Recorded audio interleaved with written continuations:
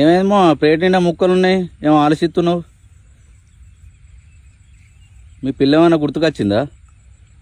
ఏమో పిల్ల గుర్తొచ్చు, మా పిల్ల బంగారం రా. నా గురించి 24 గంటలు ఆలోచిస్తా. ఆ ముచ్చట నాకు తెలుసు కానీ మరి ఇంకేమైంది మో? బాయిల బల్లెందుకు పలికింది ఆ పలికినప్పుడు మన సింగర్ మంగళ ఎందుకున్నది? బాయిలోనా బలి వరికే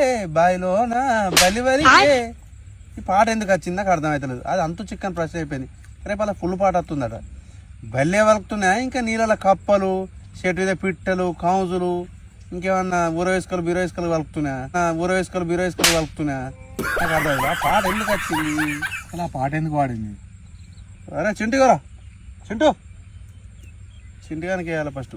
అట్లా అది ఎందుకు వలికింది నాకు అర్థమవుతుంది. నాకు పెద్ద ముక్క వీగింది.